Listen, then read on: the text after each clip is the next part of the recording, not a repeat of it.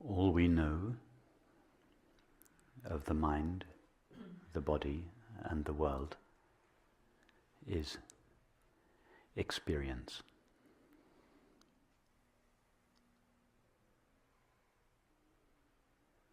And all we know of experience is the knowing of it.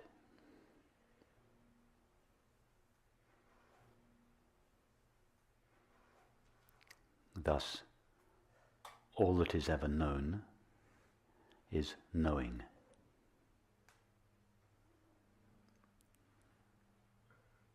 And this knowing is not known by something other than itself. It is this knowing that knows knowing. We are that knowing.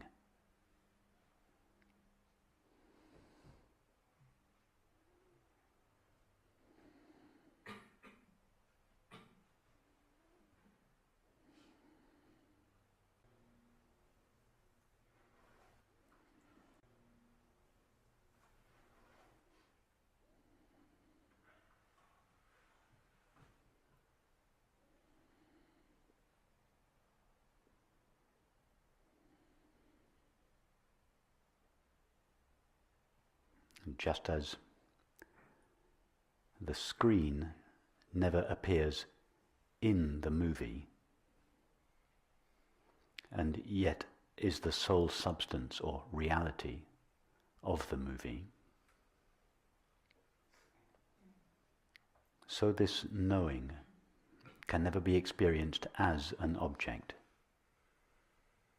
and yet is the sole substance or reality of all objects or all experience.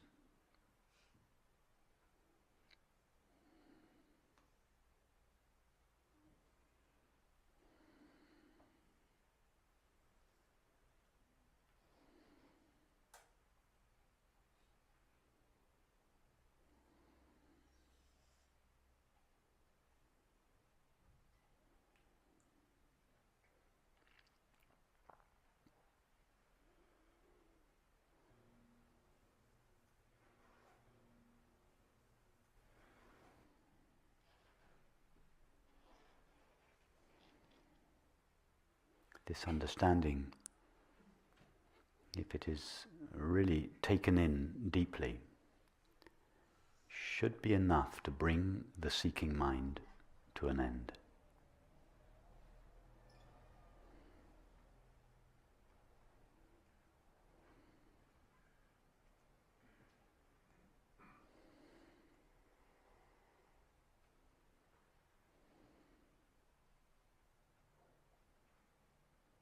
The mind that seeks happiness or enlightenment is like a character in a movie in search of the screen.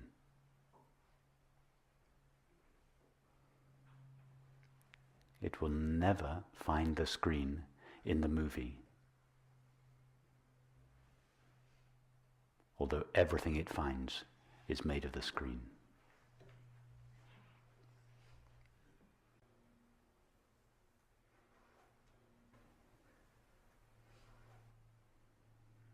The mind that longs for enlightenment or happiness will never find what it is longing for.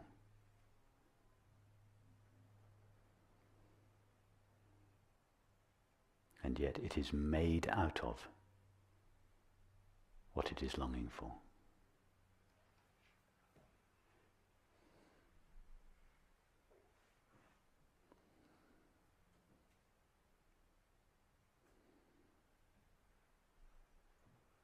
As the Christian monk said, "Lord, thou art the love with which I love thee."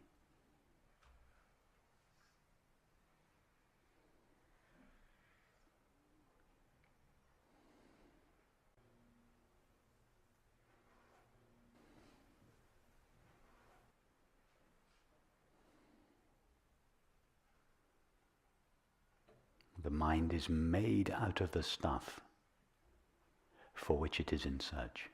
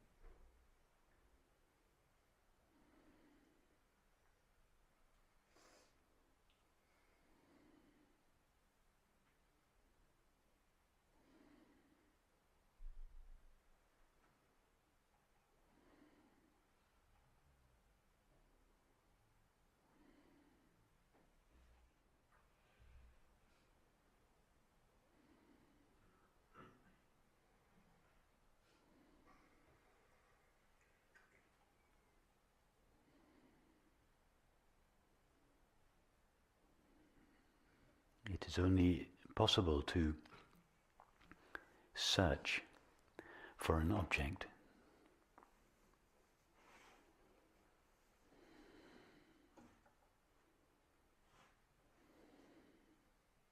So if we are seeking happiness or enlightenment, that very search betrays our belief that happiness or enlightenment is an objective experience.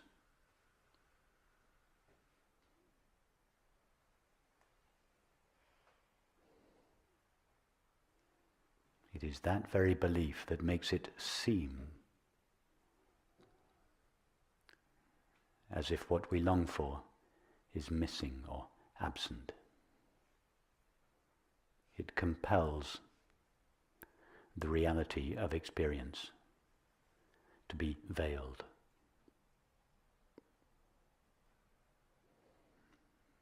But the reality of experience is veiled only by that belief.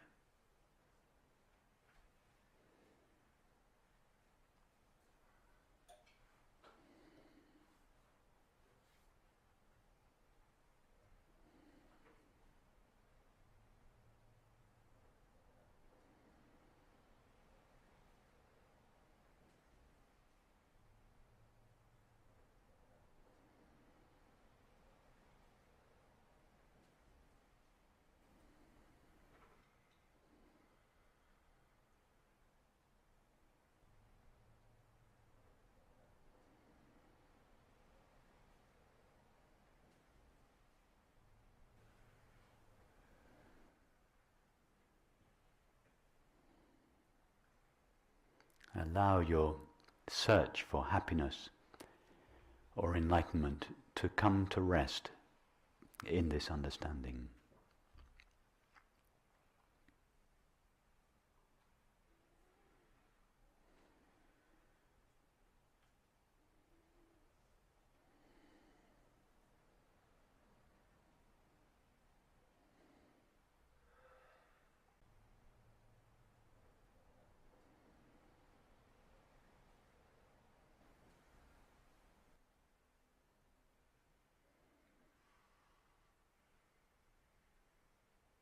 All experience is you, but you are not an experience.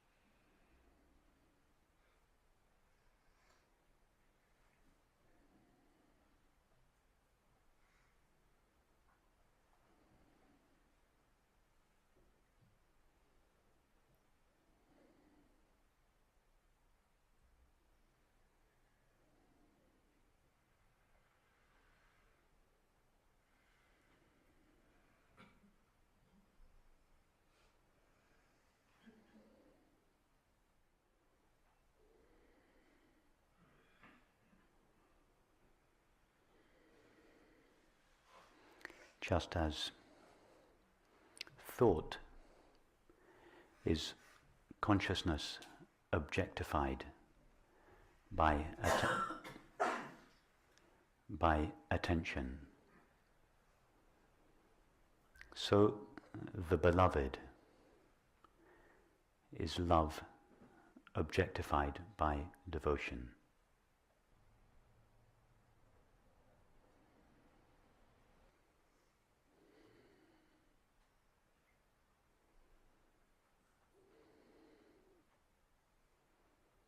Likewise, the world is beauty objectified by perception. Objectified by perception.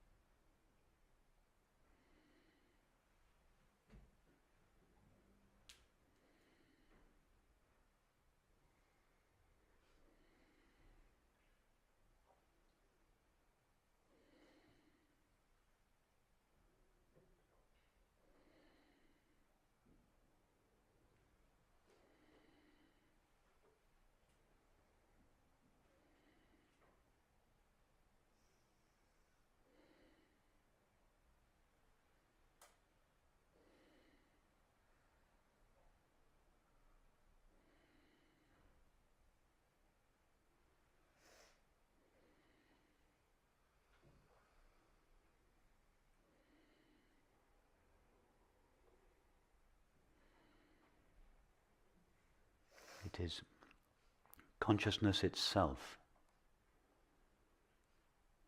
that rises in the form of attention and appears as thought.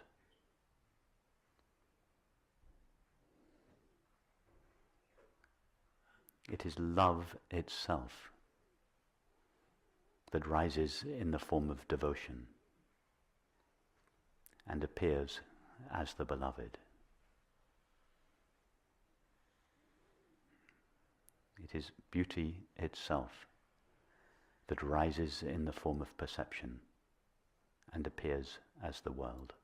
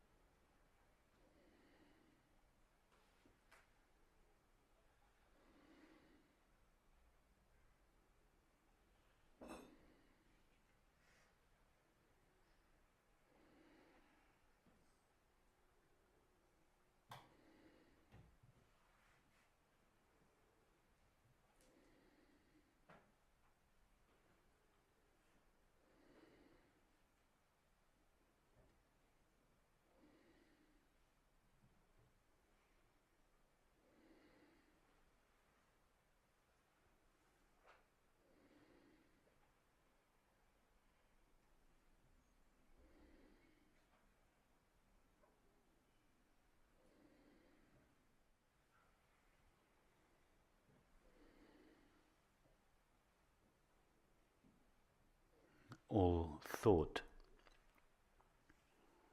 is simply consciousness plus a limit,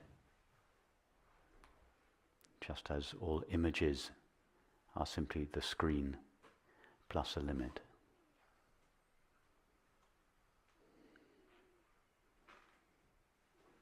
This is what William Blake meant when he said, all things possible to be believed are an image of truth.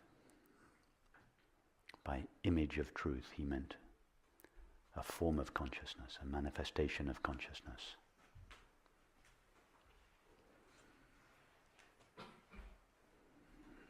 The only substance present in all thought, however relatively true or relatively untrue that thought may be,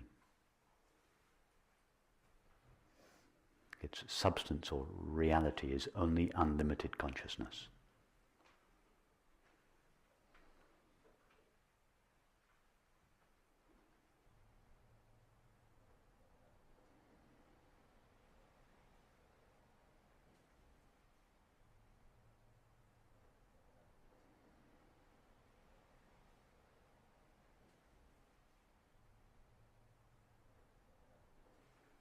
Thus the truth in any thought is only consciousness.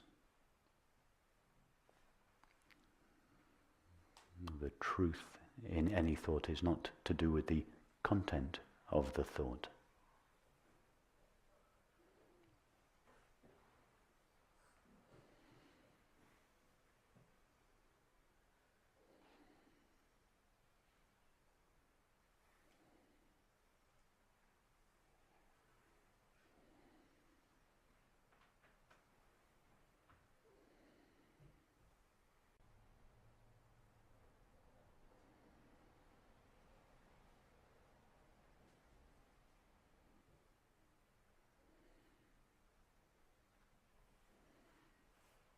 That is why Shantananda Saraswati said, real thinkers don't think.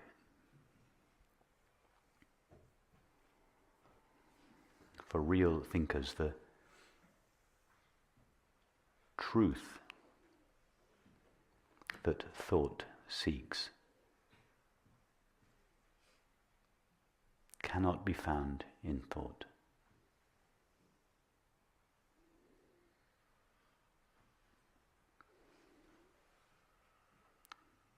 The truth that thought seeks is the stuff that all thought is made of, but cannot be found in thought.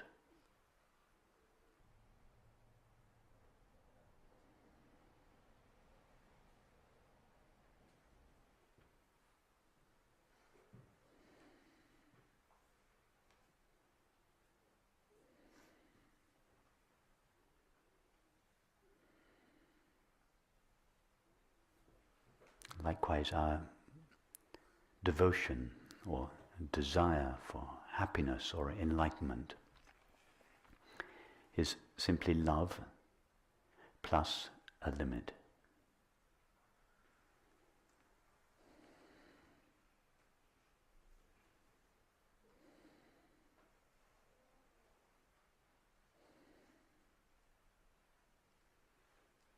And it is for this reason that Sri Nisargadatta Maharaj said, and I'm paraphrasing now, not quoting accurately, it is not desire that is the problem. It is that what we desire is too small.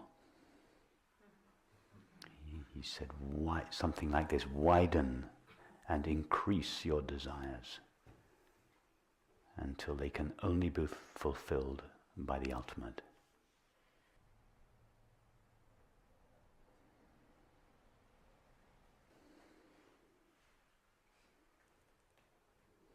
When it is seen that nothing objective can fulfill our desires, that nothing short of the ultimate can fulfill our desire or longing, then desire is divested of all its limitation and stands revealed as the love for which we were in search.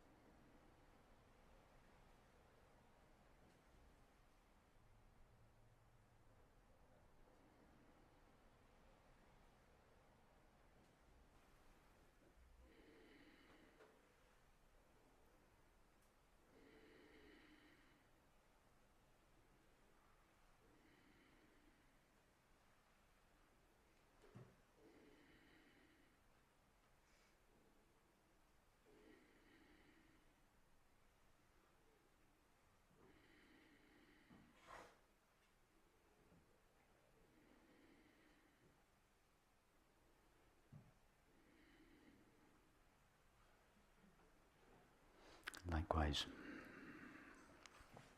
all perception is beauty plus a limit.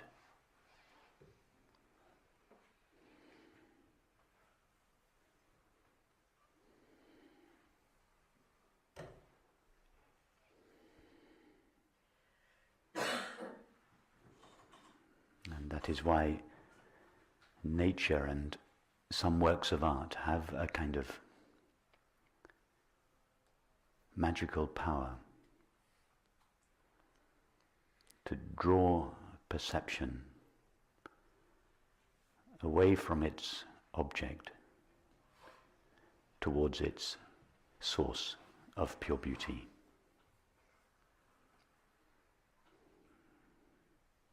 That is why we never find a vanishing point in Cézanne's painting.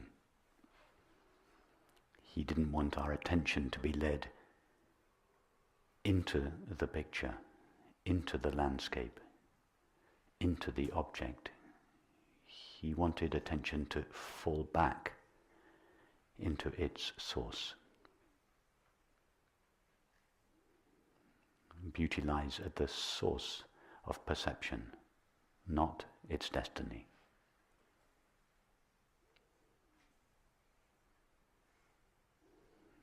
A true work of art is an object that has this power to draw our attention,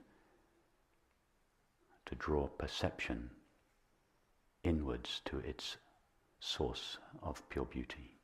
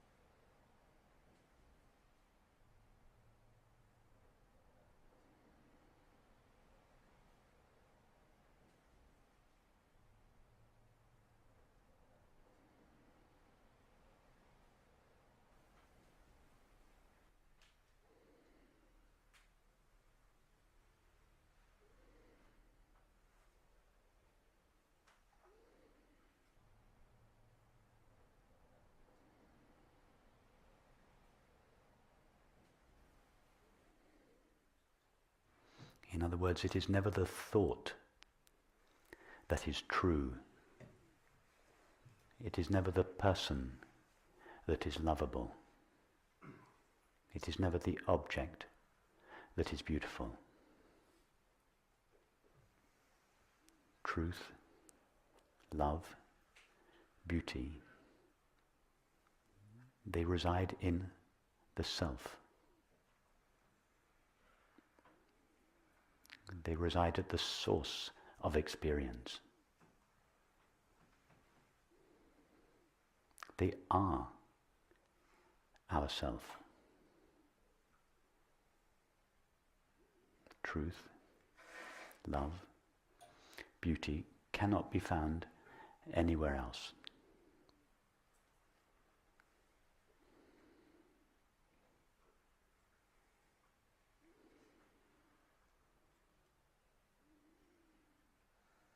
Thus, everything that we deeply long for, truth, love, beauty, resides in the simple knowing of our own being as it is. Its knowing of itself in us, as us.